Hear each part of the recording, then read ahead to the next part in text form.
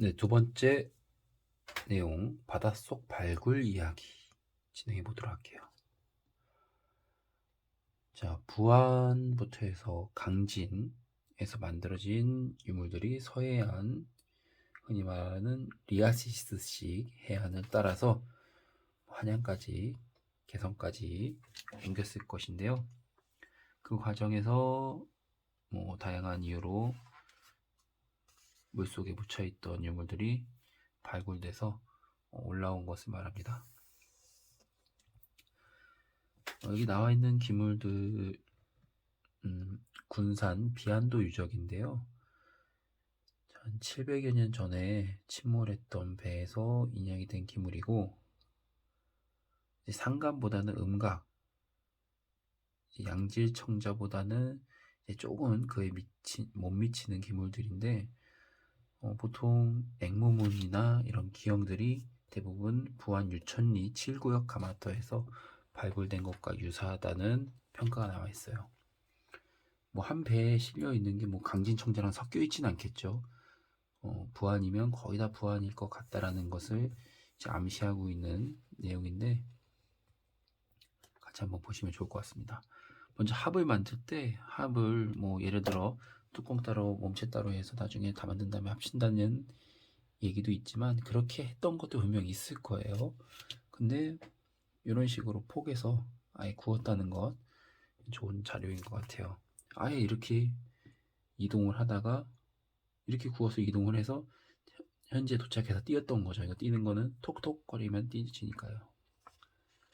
이거를 따로 분해해가지고 다시 포장하는 것보다는 이렇게 운반하는 게 훨씬 실용적이었던 것으로 보여져요. 마찬가지로 합도 그런 식으로 발굴이 됐던 것 같고요. 자, 연대는 다 11세기에서 12세기 사이로 보여지는 기물들인데, 초기 상감청자부터 시작해서 아빈양각 기물들이고요.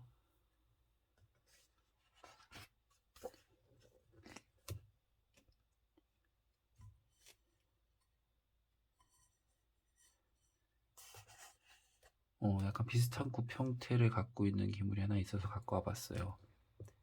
이제 한 네 군데 정도 모래 받침을 했었고, 이제 흰색과 검은색 모래가 섞인 것을 받쳤던 흔적이 있는 기물입니다. 또 마찬가지로 아빈 양각이 들어갔던 기물이고요. 흔하진 않지만 이런 기물들도 우리가 시중에서 많이 볼 수가 있죠.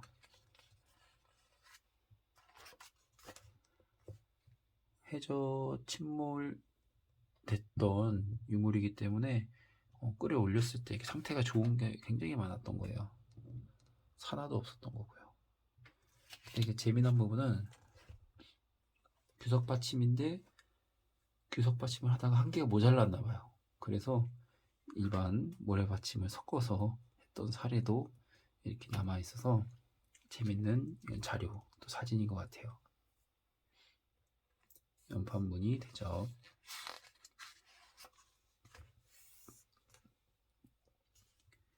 앵무새는 부안 쪽에서 많이 출토됐다고 합니다.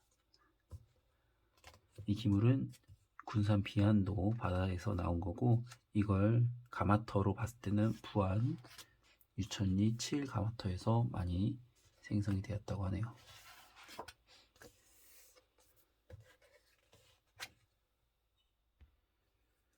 네, 바다에 빠진 보물이 군산 12 동파도 유적 내용입니다.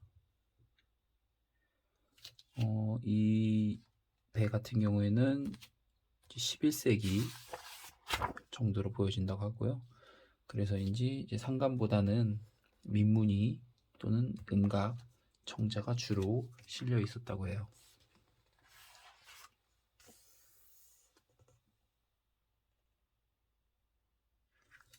굽받침 흔적도 있고, 굽기 직전에 유약을 살짝 닦아냈던 흔적들이 보입니다.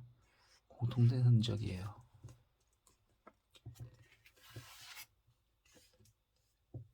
제가 요즘에 좋아하는 녹청자라고 볼 수 있는 색을 가지고 있는 기물도 있고요. 자, 기름병 또는 유병 이런 형태를 가졌을 거로 보여집니다.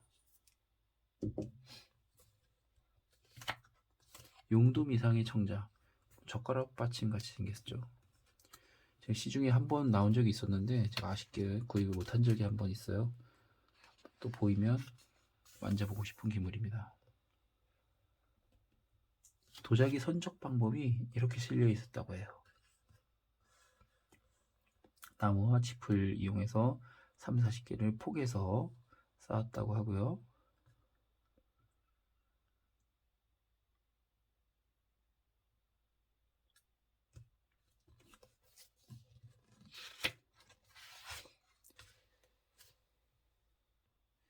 자, 이렇게 침몰했던 배도 있겠지만 대부분 대다수가 침몰하지 않고 이렇게 육지로 올라왔을 때 사용했던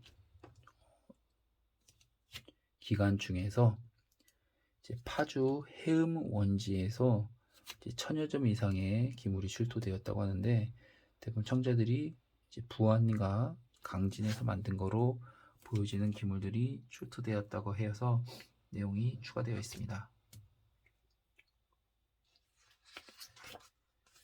자, 이미지 위주로 한번 살펴보도록 할게요. 대부분 규석 받침 고급 기물들이 출토되었네요.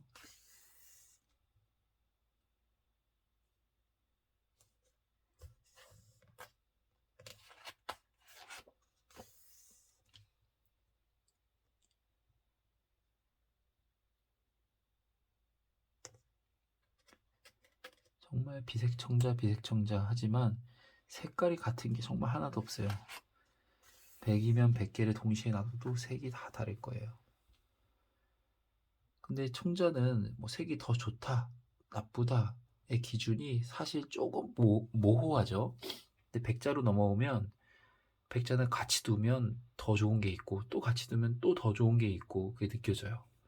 그게 백자의 장단점인 것 같고 청자는 또 이 약간 녹색빛 나는 녹청자는 또 그대로의 매력이 있고 진짜 비색 청자는 또 비색 청자만의 매력이 있고 뭐 아무래도 이제 남들이 선호하는 비색의 색깔이 있긴 하지만 녹색에서 푸른빛 또는 그래도 그 청자만들만의 이 색만 지지 않았으면 그 청자들의 색이 다 각자가 또 개성이고 납득이 단다는 게 또 신기합니다. 저는 명종지릉 고려 명종지릉이라고 새겨놓은 이곳에서 1916년도에 수급된 기물인데요. 자, 수급된 기물과 도유지 파편 비교되어 있습니다. 이 정도 흑백삼갑이 들어가는 기물이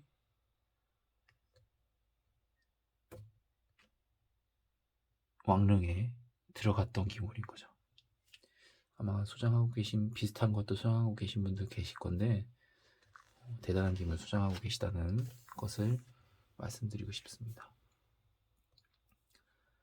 명동지릉, 야, 뭐 이거는 뭐 이나문이나 이것보다도 이 유약을 봐야 돼요. 청자 유약이 대단하죠. 고급 청자일수록 이렇게 유약이 두껍고 뭉침들이 보입니다. 여기도 보시죠. 속받침으로 받치면서 유약 뭉침이 고려 그 매병 같은 경우에도 목이 없죠. 네. 목이 안 보일 정도로 유약 뭉침이 꽉 차 있죠. 유약이 좀 두껍습니다. 물처럼 얇은 건 조선 백자지 분청사기지 고려 청자 때 전성기 때는 이렇게 유약이 뭉쳐 있어요. 또 어떤 경우에는 유약이 좀 두터워서 양각, 음각이 잘 표현되지 않는 경우도 있죠.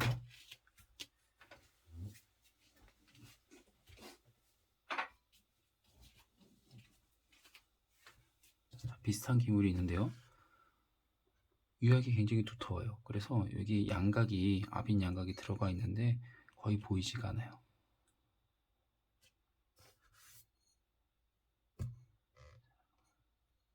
오늘 교부제로서 충분하게 역할을 하네요.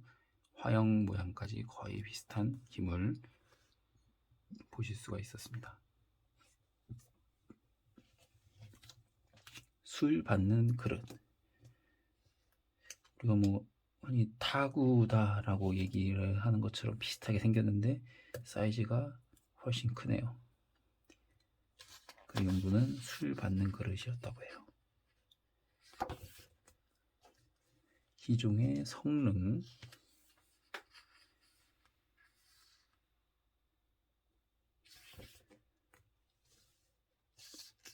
자, 이런 성능에서는 태화문 접시들도 같이 발견되었다고 합니다. 왕릉에서 발견되는 것도 이렇게 깨지고 망가졌는데 사실 우리 손에 완전하게 보존된 게 왔다고 하면 정말 행운인 거예요. 익산 미륵사지. 익산 미륵사지 그 박물관에 가면 볼거리가 굉장히 많아요. 햇물이국 다음부터 시작해서 굉장히 볼 게 많기 때문에 시간이 나실 때 꼭 한번 보시면 굉장히 넓어서 데이트나 가족들 나들이 하기에도 좋고 그 역사적으로 공부할 것도 너무 많은 좋은 공간이라고 저는 생각이 듭니다. 미륵사지에서 발견됐던 태화문 병이고요.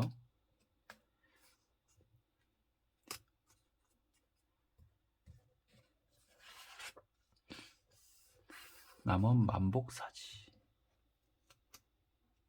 7차에 걸친 발굴 결과 출토 유물은 고려시대의 막세 청자 그리고 조선 백제를 주로 이룬다. 이 가운데 햇물이국 완, 대접, 접시, 뚜껑병, 그릇받침이 출토되었다.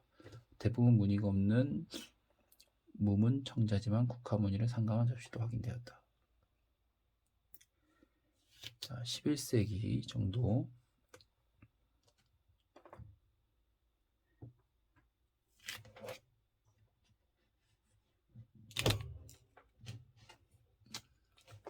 유지되었던 절이었기 때문에 아마 햇물이국 청자 그리고 초기 청자 모습들을 주로 확인할 수 있었던 것 같습니다. 자, 이미지 위주로 한번 보도록 할게요.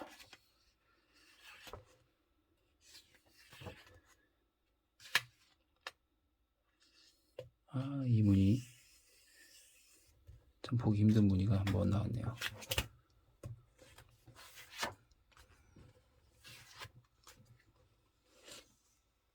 잔인데 우리가 흔히 말하는 마상배 잔.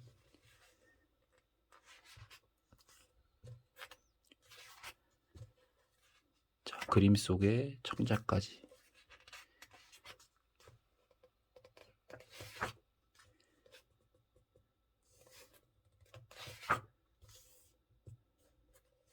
시문이 적혀 있는 주전자, 시문이 적혀 있는 주명. 자, 명품들까지 이렇게 나와 있습니다. 끝에는 이 농고까지 상세하게 나와 있기 때문에